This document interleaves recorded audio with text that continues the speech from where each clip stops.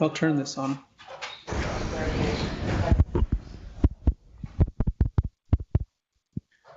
Hello?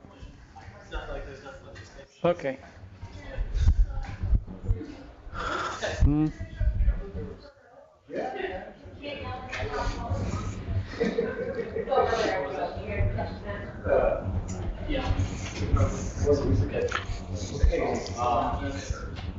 It's at 3 o'clock, so let's get started.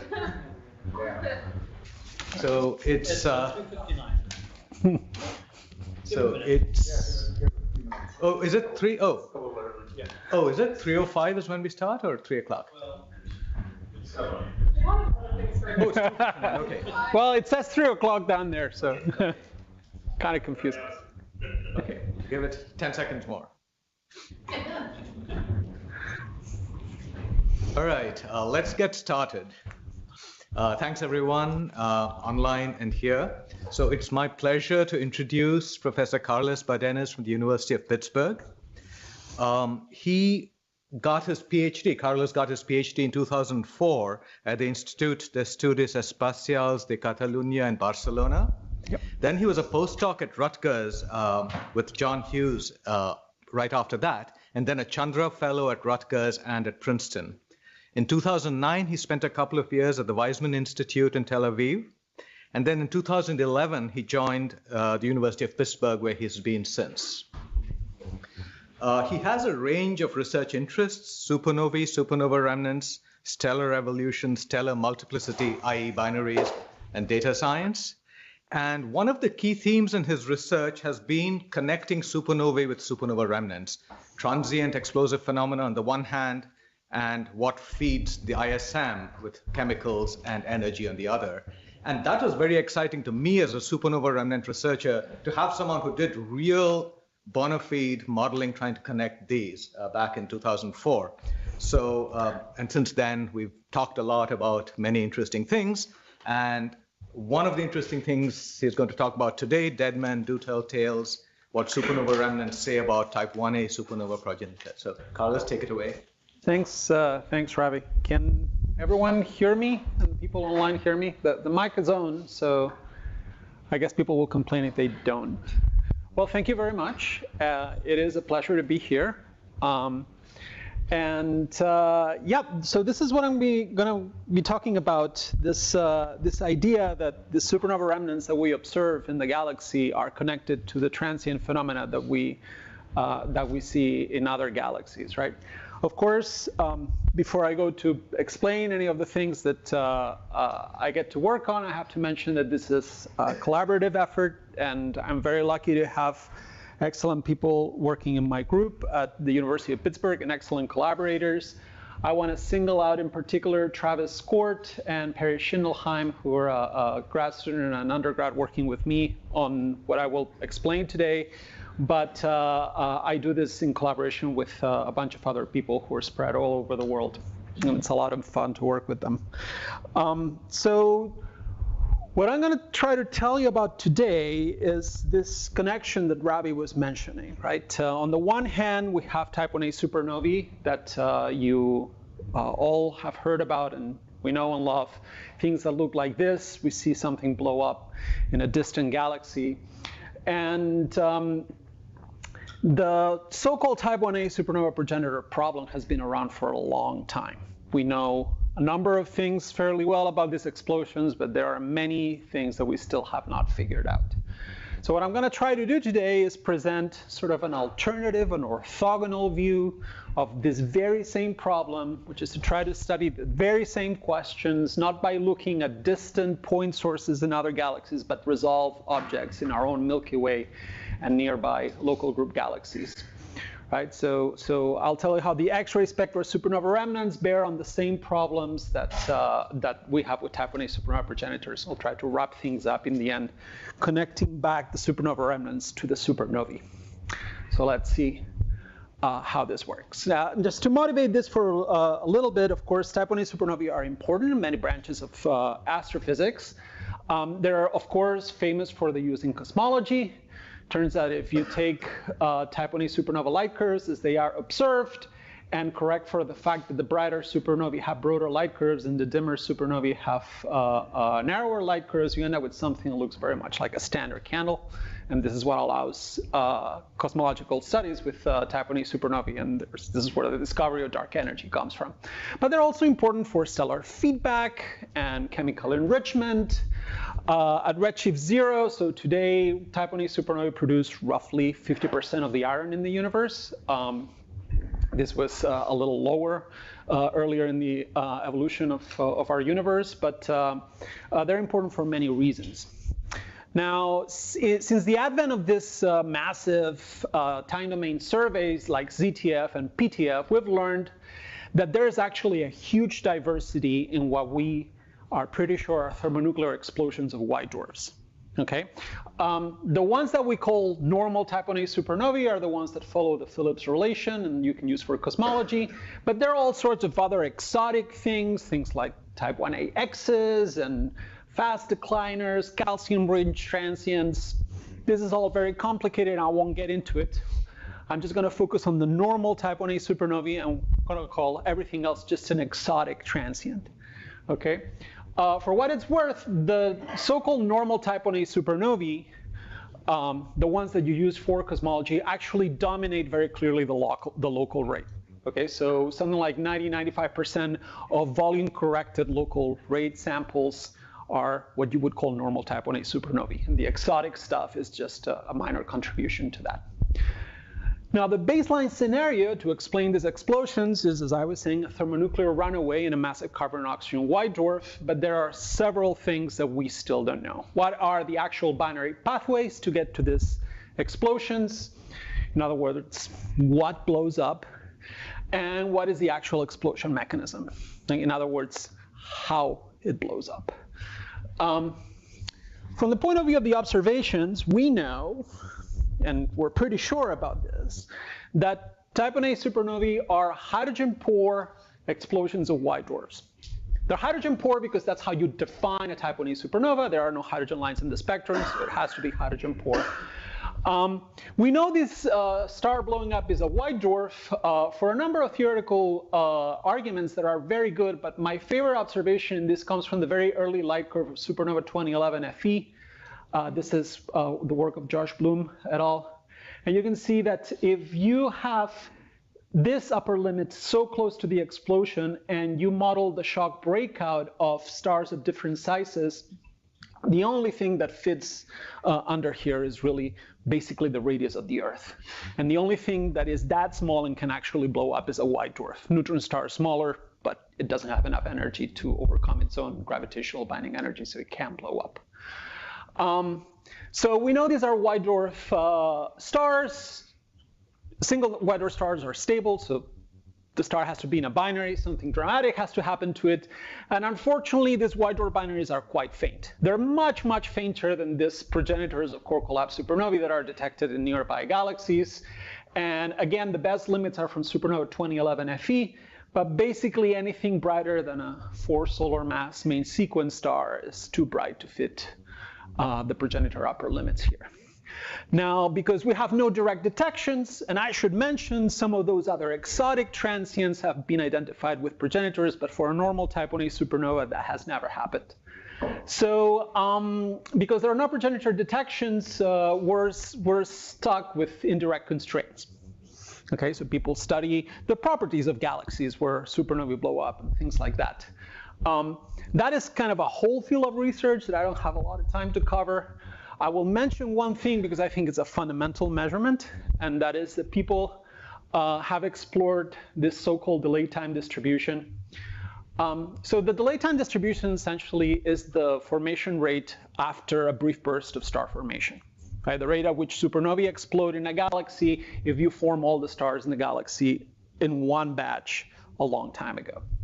There are many ways to measure this. Dan Maus, who's one of my collaborators, has sort of made a lot of attempts to measure this. And what you get out of this, which is actually very interesting because it gives you two things that you want to know. One is the formation rate, how many supernovae per solar mass per year. And another is the delay time, the time that it takes from star formation to supernova explosion. And this delay time distribution looks like 1 over t, roughly, and it has very wide dynamic range of delay times from a few to 10, 11, 12 gigayears. So whatever is blowing up can blow up a long time after star formation. You'll notice there's not a lot of information below 2 gigayears. So this is one of the things that I'm happy to talk about offline, because it's kind of a long-standing interest of mine. In order to measure the rate so short after star formation, there's basically 2 ways to do this, and they both involve people in this building. Okay, you can either target very distant clusters with JWST, or you can target very nearby galaxies with Hubble. And you need the ultraviolet because these are young stellar populations. So thanks to everyone who helped with this, because it's a multi-year effort, and we're very excited about it. But I'm going to talk about this today. So these are the observational constraints, right? What does theory tell us about the stars that can blow up as Type Ia supernovae? And theory tells us very little and too much at the same time, right? So this is a cartoon I made for the Astrophysics Jamboree at the University of Pittsburgh. Well, you're allowed to show one image to explain what you work on. And this is what I came up with, right? So binary stellar evolution is complicated. This is one of those understatements that you get to make in talks like this, right? And this is not because people working on this are lazy. This is a very, very hard problem, right, that we will not figure out anytime soon. But so much depends on it, right? So you're not allowed to say, oh, I work in this little branch of astrophysics and binaries don't impact what I do. They most certainly do, if you think about it carefully enough. So what do modelers tell us about stars that can blow up in white dwarf binaries? Well, there are multiple pathways to white dwarf explosions. About 10 years ago, people would talk about the single degenerate and double degenerate systems. You may have heard this. This is now kind of going out of fashion, and I will give you the cool terms in a couple of slides so you can be popular with all your stellar evolution friends. But the bottom line is that we need a white dwarf. The white dwarf needs a companion, and this companion could be a number of different things. It could be another white dwarf. It could be a stripped stars, probably helium-rich star, main sequence star, red giant, AGB. It could be a number of things. Okay, not to scare you, but this is a plot from a recent review on this topic, and we're not going to go through all these things, but you can see that. Basically, to give you another movie reference, you should learn to stop worrying and love the bomb, because everything can possibly blow up, right? So that's great. One thing that one should keep in mind is that in order to transfer mass onto a white dwarf binary, you need periods of the orders of hours or days, and these are typically shorter than the most main sequence binary periods. So at some point, this system that will blow up as a Type Ia supernova needs to go through a common envelope phase, maybe even more than one. That is bad news because we don't know how that works, okay? So it's really challenging to connect populations to outcomes due to that. No matter which of these is true, we expect the system to lose mass. Mass transfer in binaries is very rarely conservative, and it is a reasonable expectation that these white dwarf the Type Ia progenitors should lose mass. How and how much does not matter. Okay. So, assuming that you get a white dwarf to the point where it will blow up, how does this happen? So as I mentioned before, and if you've taken a stellar evolution course, you know that single white dwarfs are stable. They're supported by electron degeneracy pressure. You form a pressure gradient.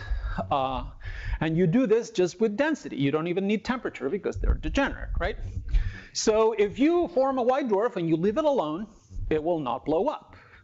And yet, roughly 1 in 100 white dwarfs does blow up. So how does this happen? So this is a density temperature plot, a rho-T plot, where I have put here a white dwarf model from MESA. This one is a 1 solar mass white dwarf. This is the center of the white dwarf, and the outer layer of the white dwarf is somewhere in here. And this is the carbon burning curve. And carbon burning is the leading reaction from a nuclear runaways, carbon-12 plus carbon-12. Okay, this is where you get most of the energy from. And you can already see that, Houston, we have a problem. This is not going to blow up unless something happens to it. So there's good news and bad news. The good news is that white dwarfs are degenerate, so if you pile matter onto them, they move in this direction. Okay? Main sequence stars are ideal gas stars, and they move in the other direction when you make them more massive. But white dwarfs go the right way, right? The bad news is that no matter how you swing it, single stellar evolution will not give you a white dwarf more massive than about 1.1, 1.2 solar masses. So you can't go all the way just with single stellar evolution.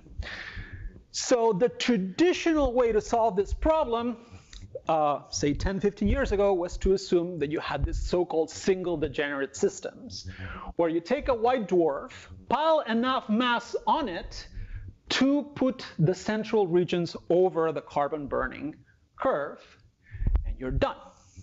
This is easier said than done, though, because you have to accrete at least a few tenths of a solar mass of material onto a degenerate object without it blowing up. And the degenerate equation of the state is very fickle. Things do blow up very easily. Grow the mass gradually while avoiding getting to the actual Chandrasekhar limit. You want to get close to it, but not to it. If you get to the Chandrasekhar limit, this is bad because you lose the pressure gradient and there is a catastrophic deviation, hydrostatic equilibrium in the wrong direction. That collapses. It's called accretion-induced collapse. It does not explode. It does not blow up. Now, how do you add this material? This is where the problems start, right? You can either do this slowly over timescales that are typically of the Kelvin-Helmholtz timescale in an evolved star, so hundreds of thousands or millions of years, or you can do it rapidly in some sort of dramatic event, call it a merger, call it a collision, but a lot of matter dumped into the white dwarf, right? Interesting enough, when you bring a white dwarf close enough to the Chandrasekhar limit and the central regions cross over the carbon burning curve, the white dwarf does not blow up right away. And that is because this is so dense that neutrino losses actually carry most of the energy away. So the white dwarf develops a huge convective core in what we call the simmering phase. It's kind of cooking, and it will continue to deposit energy in the center until the neutrinos can carry it away, and then it blows up. So these white dwarfs are kind of zombies, right? This lasts for a few thousand years, so there are probably a few white dwarfs in the Milky Way right now that are doing this, if you believe the theorists, right? A few years ago, this was basically the one way to get white dwarfs to blow up. And then at the beginning of the 2010s, this new idea came along. This actually had been known for a while, but the first multidimensional hydrodynamic simulations of explosions became possible due to advances in computing time and computer technology. And it is possible to blow up a sub-Chandrasekhar mass white dwarf. So how do you take this to there? The basic idea is that you do accrete material into the surface of the white dwarf, and that undergoes a thermonuclear runaway. Thermonuclear runaways on the surface of white dwarfs happen all the time. This is what a nova explosion is. A classical nova is exactly that, right? But if this happens in the right way at the right time, the surface layer burns very quickly, and it sends a converging shock wave into the core. That increases the pressure by about 3 orders of magnitude. Density goes up by that to the 3/5 power, because it's a degenerate equation of state, and then you can ignite the core below the Chandrasekhar limit. And this is what's called a double detonation. There's a detonation outside, and then that prompts a detonation inside, right? Now, even if you manage to do this, you do need a relatively massive white dwarf. You can't do this with an arbitrarily low mass white dwarf, because otherwise the nucleosynthesis will not look right. So these are kind of the two more popular ways to blow up white dwarfs now. So more than single degenerate and double degenerate, people now talk about near-chance SECAR and sub-chance SECAR, because it is possible to get to this configuration both in double degenerate and in single degenerate systems. So what's physically relevant, though, is the mass of the exploding white dwarf. Now, if you think that you have these two radically different models, we should know where Type Ia supernovae come from, right? Are they coming from near-chance SECAR or sub-chance SECAR or white dwarfs? Well, we don't know. And we don't know because if you blow, say, a 1 solar mass white dwarf or a 0.38 solar mass white dwarf, you get something that looks very similar. You get essentially iron peak elements in the inside and intermediate mass elements in the outside. And if you do what I've done here, which is a little devious, I've shown them as a sub-chance SECAR explosion models and near-chance SECAR explosion models normalized by the white dwarf mass. So these are less massive, right? But if you think of the time sequence of optical spectra that you get from this, the photosphere is going to receive from here to there to there, and you're going to see first silicon, sulfur, and then iron peak elements. And it looks very similar, right? So is there a way to distinguish between the two? Fortunately, there is. And that is the synthesis of neutron-rich elements. And these are things like manganese, which comes from iron 55, or stable nickel. And the stable nickel, this is not nickel 56, okay? This is nickel 58 that is synthesized as nickel during the explosion. And these should be a smoking gun for the exploding white dwarf mass. Why? Well, in order to make neutron-rich elements, you need neutrons, right? And carbon and oxygen white dwarfs have very few, because carbon and oxygen white dwarfs are made of carbon-12 and oxygen-16, and those have 0 neutron excess. When you get to nuclear statistic equilibrium, in 0 neutron excess, what you make is nickel 56, because that has an equal number of neutrons and protons, okay? And that decays to iron. But if you introduce neutrons, you can synthesize this neutron-rich isotopes like manganese and stable nickel. Now, where do the neutrons come from? The neutrons can come either from the progenitor or during the explosion. It's possible to have some neutrons from the progenitor because the progenitor, when it's formed, has a certain metallicity. Metallicity in normal stars is basically carried by carbon, oxygen, and nitrogen, the CNO elements. During hydrogen burning, everything piles up into nitrogen-14 because that's the bottleneck of the CNO cycle. During helium burning, that nitrogen-14 has 2 alphas and captures 2 alphas and has a beta decay, and it becomes neon-22. And neon-22 has a neutron excess. So you expect naively that the progenitor is going to have more neutrons the more metal-rich it is when it was formed. But of course, there's a limit to this, because even the most metal-rich progenitors are not going to be much more metal-rich than the sun. Okay, so there is a limit to this. Another way to do this is to make the neutrons during the explosion. And there are several ways to make neutrons during the explosion. I don't want to get into the details because that's not the point of the talk. But basically, it works like this. If you want to turn protons into neutrons, you need weak interactions. Weak interactions require density or time or both. Okay, so when you think of the density at peak temperature and the peak temperature of the material in the exploding white dwarf, once you get the carbon to ignite in the core, things will blow up. Okay, there is enough nuclear energy in the white dwarf to completely unbind it, and this is true for both near-chance SECAR and sub-chance SECAR white dwarfs. But the peak density that you will reach is much higher in the near-chance SECAR white dwarfs, because these are degenerate objects, right?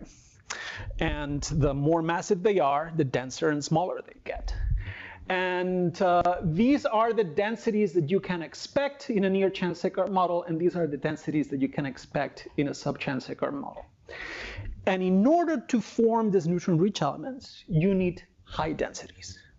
So this has been for a long time kind of the holy grail in Type Ia supernovae, is to find these neutron-rich elements and to try to point out what the mass of the exploding white dwarf. I'm going to summarize a lot of research in a very short time by saying that multiple lines of evidence point at a mixture of white dwarf masses. Okay? And just to briefly flash some very exciting results from JWST, Lindsay Kwok and collaborators have recently seen this very sharp peak in nebular spectra of Type Ia supernovae, which points at a very large enhancement of stable nickel in the very core of the white dwarf. Right? These are things that we typically get in near Chandrasekhar white dwarfs, and we do not get in sub-Chandrasekhar white dwarfs. So that seems pretty compelling. Other observations point the other way. This is a paper published a few years ago with Andy McWilliam, Tony Pyro, and Eduardo Bravo, in which we looked at the most metal-rich star in the in a dwarf galaxy. This is the Ursa Minor galaxy, and this star has chemical enrichment that points at lots of iron with very little manganese and nickel. Okay, and it's very, very hard to explain that if most of the white dwarfs blowing in this galaxy when the star was formed were near Chandrasekhar. Okay, so it's possible that these both exist, and some white dwarfs blow below the Chandrasekhar limit, and some white dwarfs blow close to the Chandrasekhar limit. So to give you an idea of course, I'm glossing over many complications, but this is a compilation of models from a paper by Stéphane Blondin, where you see here, this is the mass of stable nickel synthesized. The blue are the sub-Chandra models, the red are the Chandra models, and you see even though there is overlap, and this plot includes 3D calculations and 1D calculations, even though there's some overlap and some complication, on average, the near Chandrasekhar models do make a lot more neutron-rich material than the sub-Chandrasekhar models. Okay, so this should be a pretty clear smoking gun. Now, just to summarize the first part of the talk, pretty much everyone in the field agrees that normal Type Ia supernovae are thermonuclear explosions of massive carbon-oxygen white dwarfs prompted by accretion in a binary system, and it's the details that people disagree on. You know, basically, what are the binary pathways to Type Ia supernovae? Are the progenitors losing mass before the explosion? If so, how and how much? Do slow versus rapid accretors have different regimes in this? We expect they probably do. And once you get the white dwarf close enough to blow up, does it blow close to Chandrasekhar limit, or does it blow up below the Chandrasekhar limit? It is quite possible, in fact expected, that these two questions are related, right? Now, what do supernova remnants bring to the table here? So a supernova remnant in the astronomy 101 at the astronomy 101 level is a very simple object. It's just the interaction between supernova ejecta and whatever is around the supernova at the time it explodes. I'm going to be agnostic and call this the ambient medium. It could be undisturbed interstellar medium if the progenitor didn't lose a lot of mass. It could be circumstellar material if the progenitor didn't lose a lot of mass, but something's out there. When the density of the outermost layers of expanding ejecta becomes comparable to that ambient medium, you develop the supersonic shock waves. They travel at speeds of thousands of kilometers a second, and they heat the material to X-ray emitting temperatures. Okay, so you get a forward shock traveling outward that shocks, compresses, and accelerates the ambient medium, a reverse shock traveling inwards that shocks, compresses, and decelerates the supernova ejecta, and you get a beautiful object like this. This is the Type Ia Supernova Remnant. This thin blue wisp, this is a Chandra image, this is the forward shock. All the fluffy material inside is thermally emitting shock supernova ejecta, silicon, sulfur, and iron. And those lines are very clear to see in the X-ray spectrum of the supernova remnant. So basically, hundreds of years as the supernova fades out, you get to see the same events now in the X-rays by virtue of the evolution of the supernova remnant. Now, what happens if this supernova remnant is interacting with something? Or how does it probe that? And this is where things get interesting, because most of the constraints you hear about the material around Type Ia supernovae come from prompt observations in the radio or the X-ray of supernovae, say weeks or months after they explode. And these are very interesting. And if you happen to be sitting in a time allocation committee, please approve them, because they are fantastic, right? But what are you looking at? You're looking at a region around the supernova. This is density, this is radius. You're looking at a region that's of the order of the size of the outer solar system. okay? If you think, well, if this is where the material is now, when was it expelled by the progenitor? Well, that depends on how fast the progenitor was expelling the material, but essentially you get tens to thousands of years before the explosion. And that's cute and interesting, but it is nothing for stellar evolution. Now, if you wait, you're patient and you wait enough, hundreds of years for the supernova remnant to develop, now this object has a size of the order of parsecs, and the material that is interacting with was expelled by the progenitor hundreds of thousands or millions of years before the explosion. And these are the timescales that are relevant for the evolution of those binary pathways that lead to Type Ia supernovae. Okay, so the hope here is that by looking at these objects and trying to understand their bulk dynamics, how big they are, how deeply ionized they are, and how old they are, we can constrain that mass loss from the progenitor. Okay, so how does this work in detail? Now, the first thing that I have to come forward with and have to, tip my hat here to my supernova colleagues, our samples are small. And they're never, ever going to get bigger. Unless we develop new telescopes, right? So in terms of X-ray bright supernova remnants in the galaxy and the Magellanic Clouds that you can actually observe in detail and that you have enough data to say something interesting about, you're talking about a couple dozen objects. And that's it. Okay? And we are not going to discover a new Tycho anytime soon.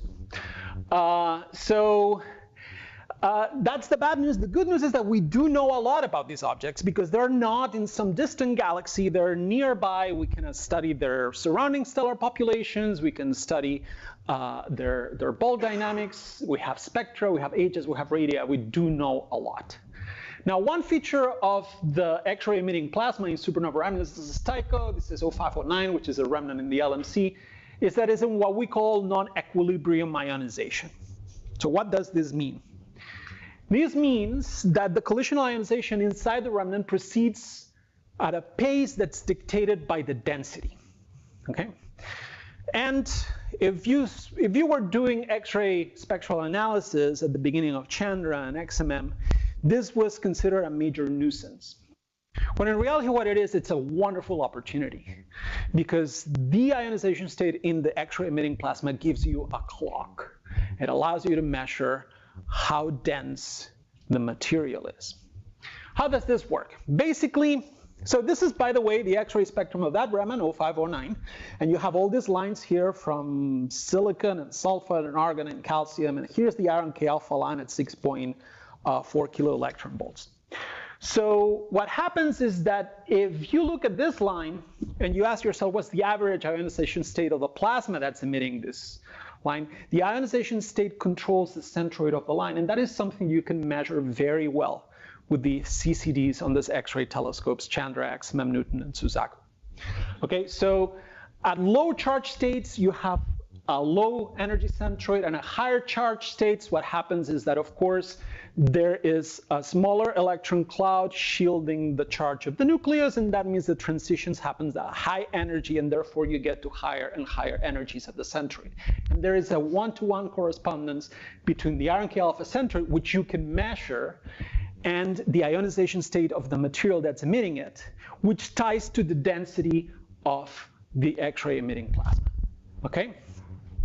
Now, a number of people pointed this out, but really the breakthrough here came in this paper led by Hiroya Yamaguchi in 2014, when he realized that if you take this iron K alpha centroid in all the X-ray bright remnants that you can observe with Suzaku, which is the X-ray telescope that has the highest effective area in this part of the spectrum.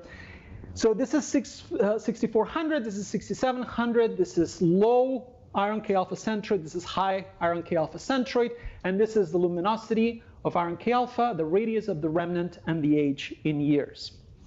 Okay? And what Hiroya and myself and others realize is that if you look at this population of supernova remnants, everything that has a neutron star in it, or we know for sure is a core collapse supernova remnant, things like CAS-A, 87A, G292 and 63A, they're on this part of the plot. And everything that we're reasonably sure is a Type Ia remnant, Tycho, SN1006, 0509, They're all on that side of the plot, okay? What does that mean? It means on average, and these are remnants that have similar radii and similar ages, but on average, the iron K alpha line is telling you that the iron in Type Ia supernova remnants is not as highly ionized as in core collapse supernova remnants. Why? Because the X-ray emitting plasma is lower density in Type Ia supernova remnants. Why? Because they're not interacting with as much material as the core collapse supernova remnants, okay? Of course, this is interesting, but what you want to know is how much material, okay? Can we quantify this interaction? We know it's strong in the core collapse remnants. We know it is weaker in the Type Ia remnants, but can we put upper limits on the mass loss rates and wind velocities? Well, that involves modeling, so you have to do this non-equilibrium ionization hydrodynamics calculations. And I've been involved in this work for now a long time. This is actually what I did my thesis on a long time ago, but the models, the data didn't look at, anywhere as beautiful as it does now. Now, I'm going to talk about the Type Ia remnants, which are the ones here. But this is just as exciting and interesting as for the core collapse remnants, because we also do not know from first principles or stellar evolution models how core collapse supernova progenitors lose their mass. And my colleagues Dan Padnot and Herman Lee are leading the charge on the core collapse supernova remnant models. I'm going to tell you about the 1As. Okay? And the papers are there if you want to know more details. So what we did for this particular paper was we tried to be systematic. Okay? We're just going to assume you have a progenitor that's losing mass at a certain m dot with a certain v wind and with a certain time scale. Okay? And we come up with a grid of circumstellar structures for this hypothetical Type Ia progenitors. What you see here, again, this is density, this is radius, this is wind velocity, so 10 kilometers a second, 100 kilometers a second, 1,000 kilometers a second. This is mass loss rate, 10 to the minus 6, 10 to the minus 7, 10 to the minus 8 solar masses per year. Okay? Now, if you want to understand this from first principles, what you should do is go back to the theory of wind-blown bubbles, which has been developed by Koo and McKee and others. But the basic gist of it, oh, and I should mention also, the color scale is the time scale, and we take 2 snapshots at 100,000 and a million years. Oh, also, this shaded region here, these are the radii of the Type Ia remnants in our sample. Okay, so anything that happens below here, you're not going to see as such in the supernova remnant. Now, it must have been overrun by the supernova shock before you got to see the remnant. So what you see basically 2 modes of interaction here. If you have high mass loss rate, low velocity winds, unsurprisingly, you end up with a lot of material close to the progenitor. Okay? And this is what you see here. If you have high velocity winds, you enter a different mode of wind-blown bubble. This is what's called a momentum-driven structure. This is what's called an energy-driven structure. What happens then is the outflow velocity is high enough that radiative losses in the shock material are very small, and you end up with a very large, very low density cavity around the progenitor. The faster the outflow and the longer the outflow and the higher the mass loss rate, the bigger the cavity will be. What happens in the intermediate cases? Well, you either get cavities that are not that big, or you get material next to the progenitor that is not that high density. Now, because those iron K alpha centroid measurements constrain the density of the X-ray emitting plasma, you should be able to tell the difference between a remnant that's expanding in this and a remnant that's expanding in that. And you do.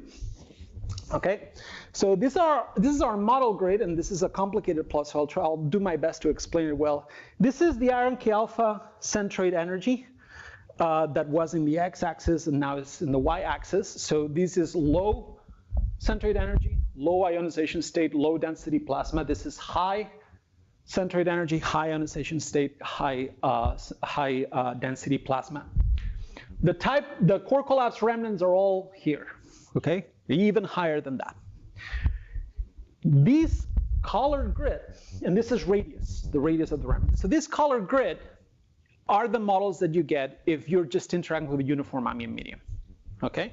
If you interact with a uniform ambient medium, if the ambient medium has high density, you expect to see remnants that are rather small at different ages and highly ionized. Low density ambient media, you get remnants that are bigger in size and lower ionization state. This all makes sense, right? The color code here is the age of the remnant, and this is important. What happens to these two extreme cases, right? So this is what happens when you explode inside a cavity. The ionization state stays very, very low, and the remnant can get actually quite large until the forward shock runs into the outer shell, the outer boundary of the bubble. This is what happens when you interact with a very high density medium. You get remnants that are much higher ionization than anything you can explain with a uniform ambient medium. Great. Where do the remnants in our sample end up here? So this is the same plot where now I've added the actual objects, and the objects are color-coded by their age, which is important, okay? And if you compare the models with the remnants, you get, again, three big groups. There is a bunch of objects that include Tycho, 0509, DML71, G1.9, Kepler, where basically the size of the remnant, the ionization state of the remnant, and the age are roughly what you would expect if you have a uniform ambient medium. There is a group of remnants where even though they overlap with the uniform ambient medium models, you see the color is wrong. These are RCW86 and SN1006. These are remnants that are either too old for their size or too big for their age, okay? They are very large, very low ionization state. If SN1006 was a uniform ambient medium interaction, you would expect it to be here, have the size that it has, okay? So these are probably cavity explosions. And then you get this group of objects that have higher ionization state for their size that you can explain with any uniform ambient medium. And those must have interacted with something dense, okay? So far, so good. But what else do we know about these objects? Because again, as I told you, these are all very well-studied objects in the local group, in the Milky Way and the LMC. Okay, so 55% of our samples, so 7 out of 13 objects, seem to come from progenitors that do not strongly modify their ambient medium on parsec scales. Does that mean the progenitors did not lose mass? No. It means the progenitors did not dump a lot of dense material close to themselves, and they did not excavate large cavities, okay? Absence of evidence is not evidence of absence. This includes G1.9, 0509, Kepler, which I will talk about later, Tycho, G334, G352, and DML71 in the Large Magellanic Cloud. What our model comparison tells us is that if you want to have a mass-losing progenitor for these objects, it needs to have a mass loss rate below 10 to minus 7 solar masses per year and a wind velocity below 100 kilometers a second. If the wind lasts for 100,000 years, if the wind lasts for 1,000,000 years, you need wind velocities that are below 10 kilometers a second with that mass loss rate. Anything higher than that, and the remnants would look different, okay? Now, Tycho, we know, came from a normal Type Ia because there is a light echo that was found by Armin Ress, who's in this building, even though he's in Chile now. This is something I also studied back in 2006, right? By modeling the X-ray spectrum and looking at the light echo, we came up to the same conclusion, that this is a normal Type Ia with around 0.7 solar masses of nickel-56, something that is very run-of-the-mill, right in the middle of the Phillips relation, right? So that one we know comes from a normal Type Ia. 0509 is an interesting case. This also has a light echo, and again, this is how I met Armin. He analyzed the light echo, I analyzed the X-ray spectrum of the remnant. We got the same answer. These papers appeared back to back in the same issue of ABJ. you can only explain this object with a very bright 91T-like Type Ia supernova within the normal range, but at the luminous end of it. Okay, something with around a solar mass of nickel-56.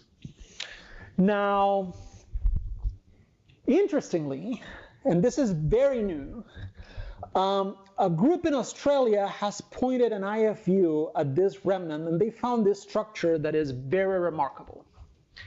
What you see here is calcium, sulfur, and then calcium, sort of a calcium sandwich, right? I don't know if you saw this paper appear in Nature a few months ago. What the authors of this paper claim, and I tend to agree with them, is that the natural way to explain this is that this is the result of a double detonation. Okay, that layer in the outskirts of the white dwarf that ignites and then sends a shockwave, because that is what would give you calcium from burning of that helium in that layer, then sulfur from the outer layers of the white dwarf, then calcium from deeper inside the white dwarf. And it's kind of hard to explain it in any other way. So it looks like this was a sub-Chandrasekhar explosion. Now, whether you can explain one of these luminous Type Ia supernovae with a sub-Chandrasekhar explosion, that is something I don't know. But I tend to agree with them. This is probably the result of a double detonation. And then there's Kepler. Where's Bill? There's Bill. Bill has worked, and Ravi, of course, too, have worked a lot on this object. And Kepler has been, for a long time, being hailed as the poster child of a Type Ia supernova remnant with circumstellar interaction. Does Kepler have circumstellar interaction? Certainly. Okay, you can see the infrared emission from the dust. It definitely has circumstellar interaction. A couple of weeks from now, Danny Miloslajevic will be here. He is PI on the JWST proposal for Kepler. You should ask him to show you some of the plots and images, which are fantastic. So it did have some circumstellar interaction, but likely not a dense wind. Because if Kepler had had a dense wind, then Kepler would be over here, and it's over there. Okay, so there are models, for instance, that claim that Kepler is expanding into a dense AGB wind. I do not think that is possible. And again, the parameter space for mass loss rate is infinite, so there are many ways that you can explain this, but certainly not an isotropic dense wind. So a small group of objects, 2, are expanding into these low density cavities. And this is remarkable. This is truly remarkable, because the only way you can explain this is you have a fast, sustained outflow from the supernova progenitor. And by fast, I mean really fast, 1,000 kilometers a second or more. Okay? This is SN1006, RCW86. Now, what on earth is going on here? Some theorists have claimed outflows of this kind, these are called accretion winds. This was when everything was supposed to be a single degenerate system. And there are papers by Hachisu and Karo and Nomoto in the 1990s where they say, well, this outflow allows the white dwarf to get rid of the material that would push it over the Chandrasekhar limit. So somehow the white dwarf knows exactly how much to eat. I wish we all knew how much to eat, but the white dwarf knows exactly how much to eat and expels the rest in this fast outflow. This is an interesting idea. It involves accretion and outflow at the same time in 1D, so take it with a grain of salt, but people have proposed these outflows in Type Ia Supernova Progenitors. And then the last group is the most interesting one, at least to me. Okay, so some Type Ia Supernova Remnants, just 4 in our small sample of 13, are definitely interacting with dense circumstellar material. And again, if you compare to our models, this requires high mass loss rates and low wind velocities of the order of 10 kilometers a second, because you need the material to stay close to the progenitor. Now, when you look at what you know about these objects, this gets very interesting. Because remember what I told you about the production of neutron-rich material in near-Chandrasekhar white dwarfs. Well, back in 2015, Hiroya Yamaguchi sent me this paper, this spectrum, said, yeah, we got this X-ray spectrum from this remnant, which is called 3C397, and I immediately got very excited, because that nickel to iron is way supersolar. Okay, so back in 2015, we analyzed this spectrum. We compared with sub-Chandrasekhar and near-Chandrasekhar models, and we came to the conclusion that in order to explain this object, you needed the white dwarf to explode very close to the chance-checker limit. It is very hard to explain how you would make so much neutron-rich material otherwise. Remember, it has lots of manganese and lots of nickel, both. Okay? You can get some sub-Chandra models here, but the metallicities are insane. Okay, so that was the claim that we made.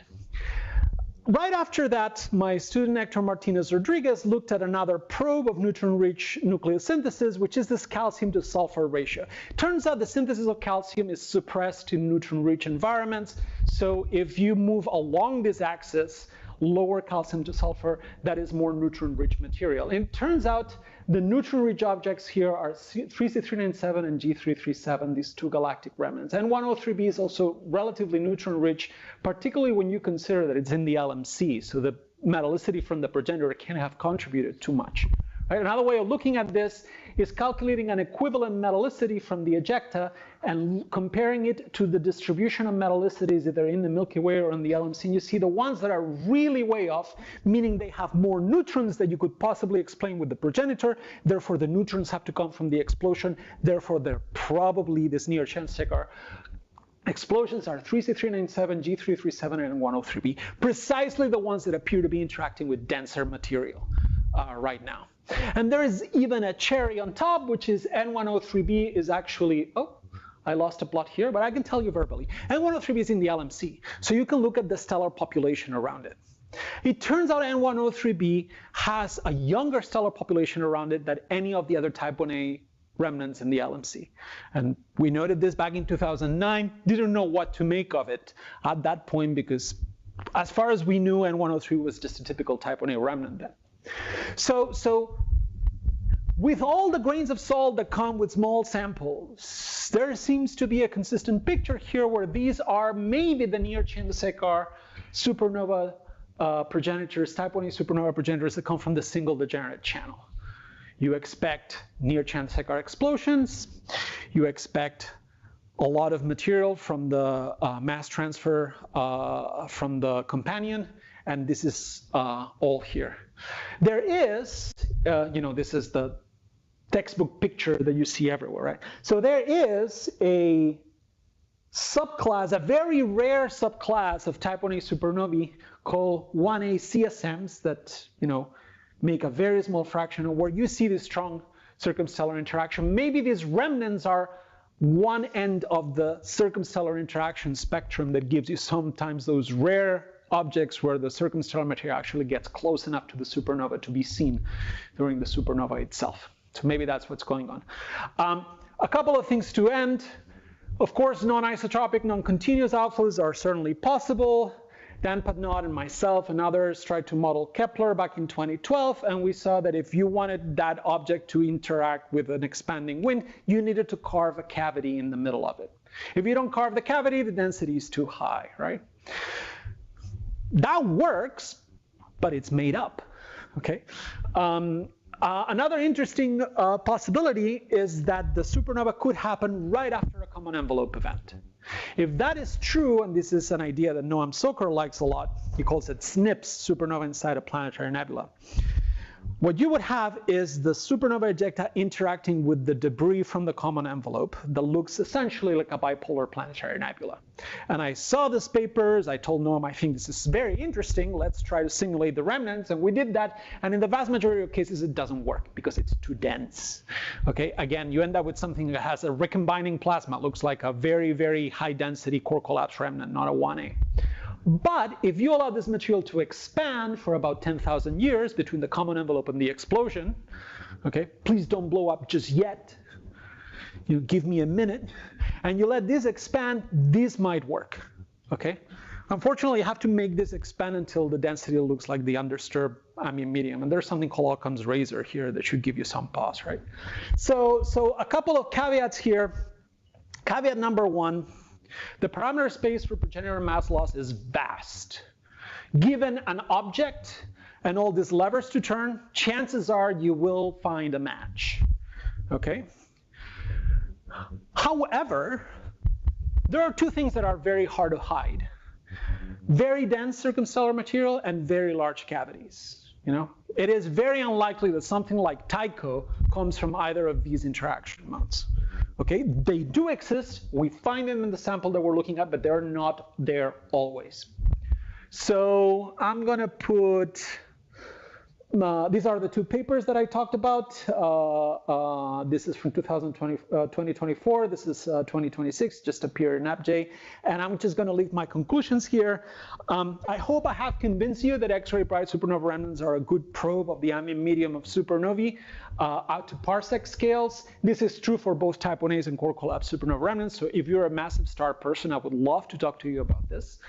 Type Ia comes with multiple progenitor channels. From what we see in the remnants, it turns out that most of these progenitors do not strongly modify their ambient medium on parsec scales. That means that there is no dense material and no large cavities. And this includes some objects that we know are normal, and this includes some objects that we know are luminous. So that is an interesting statement to make. Now, a few 1As explode in large low-density cavities that are excavated by fast sustained progenitor outflows. SN1006 and RCW86 are examples of this. And some are interacting with dense material, and this includes this near this explosions we suspect are near Chandrasekhar that happen in younger stellar populations. And this could be single degenerate systems. Of course, they could also come from some more complicated interaction. We cannot rule that out. But I think this is sort of the dead man's tale of supernovae. Of course, the to-do list now basically includes going back to the binary calculations and seeing which of these can match the constraints from the mass loss that we have. And with that, I'm going to take questions if you have.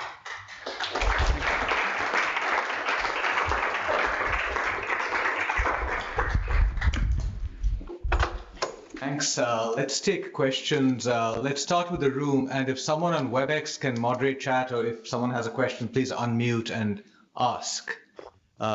Chris? I'm very glad there are people who think about all this stuff. This is perhaps a naive question. Amongst the evolved stellar populations that give rise to the white dwarfs, those are heavily found in early type galaxies in globular clusters, environments with little to no ISM or very low density ISM, which presumably looks like something exploding into an empty cocoon. And conversely, presumably in late type galaxies, sometimes white dwarf that's not surrounded by dense CSM is going to happen to blow up inside a molecular cloud. Yes. And presumably you can work out how often you expect this to happen. Yes. So of course, I mean, you're making the excellent point that the interstellar medium has structure at all scales because it's fractal, right? So there's always stuff around, right? Now, this is where you start looking at things on an object-to-object basis. And a very good example of this is Kepler. Right? So Kepler is far off the galactic plane, okay? And it's definitely interacting with something, right? So it's very unlikely that that something was there when the supernova happened to blow up, right? Other cases are less clear-cut. But we still see these very pristine examples. 0509, for instance, in the LMC. So it is in the LMC. But it's in a very, very empty part of the LMC, right? And people have looked for things like a surviving companion, and it's very easy to do because there's just nothing there, right? There's no H alpha, there's no. Now, when something explodes in the disk, like Tycho or Cassie, things become more complicated.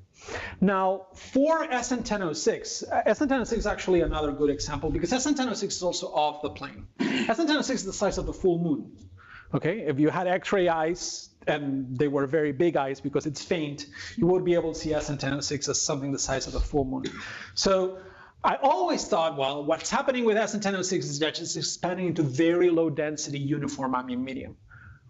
Well, it turns out that's not possible because you can go as low as you want, and SN1006 is still too large, okay, for something that's 1,000 years old.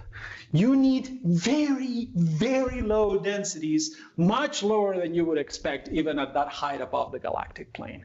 Okay, it is very unlikely. RCW86 is a better example because it's closer to the plane. So the fact that it's a cavity explosion means something must have blown the cavity up, right? And again, you could have some coincidences here. You could have a remnant just running into something that happened to be there for to begin with. We haven't ruled that out.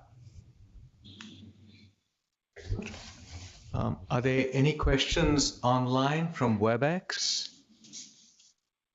Please unmute and ask. Okay, in the room. Rachel first, then we'll go there. Yeah. So you commented on how you've got a small sample size, Yes. and that's just limited by the available instrumentation. What are the prospects for increasing the sample size with X-ray instruments that are being thought of right now, Okay. like the So- or maybe the Axis probe? Yes, so there are two things here. So supernovae are inherently rare. A supernova remnant stays X-ray bright for maybe a few thousand years after the explosion. So even if you could see everything in the Milky Way and the Magellanic Clouds, there are really not that many. The vast majority of remnants in the Magellanic Clouds, for instance, where we have a nearly complete sample, are way too old to produce enough X-rays to do this, right? Now, if you could get good X-ray spectra in M33 or M31 now, you would be cooking with gas, right? Because that is a much larger stellar mass. And people have done, Bill and others have done exquisite optical studies of supernova remnants in M31 and M33. You can do this in the radio as well. But when it comes to the X-rays, you are going a little too far. There are a couple of objects where you could talk about having a spectrum, right? And you actually see some lines. But when I showed these plots here, and this is something that X-ray people are not very good at this, unfortunately, or making this point. But let's look at something like this, right? This is a log-log plot. The number of photons in the RNK alpha line is tiny. So you can do this if the object is bright enough and is nearby enough for Chandra, Suzaku, and XMM to get you enough photons. We were all very excited about CRISM, and CRISM is great for spectral resolution, but when it comes to effective area, it's not that different from Chandra and XMM. So the effective area is what is really killing you here. And of course, X-ray photons are hard to stop. So increasing the effective area dramatically is tough. Athena should be great if it ever flies. But that is a long way in the future. Okay, we have, let's take one more question there. Yeah, and then, yeah. Really interesting stuff. This is sort of related to the question that Chris was asking. Sure. But so I'm wondering, we have all this data now from JWST, the lovely FANGS data sets and things, where we see cavities everywhere in these face-on galaxies. Yeah. Could we flip that and say something about, the distribution of these cavities, specifically outside of star-forming regions, to say something about these binary models? Yes. Yes. I'm fascinated by this, particularly because now not only the observations, you mentioned FANGS, but there are other data sets, right? And where's Sumit? Sumit is back there. That's Sumit Sarvadikari. He actually works on things that are related to that. But not only the observations have become good enough, but now people doing high-resolution models of nearby galaxies are going down to parsec resolution. Yeah, right. Okay, so if you get something like Evan Schneider at Pitt is just down the hall from me. You get one of those Choya simulations of nearby galaxies. That ISM simulation, in principle, can give you something like the size distribution of supernova remnants, right? And if you match that size distribution of supernova remnants with an observation, then you know if your stellar feedback is correct or not, right? And I think that is a very interesting mode of operations. And we haven't really been able to do that because until a few years ago, the observations and the models were not there, but now they are. And there was actually Sumit's thesis, right? So you should talk to him.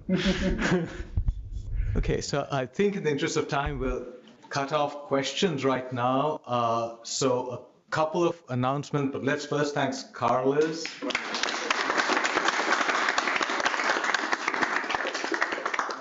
The announcement starting in reverse temporal order.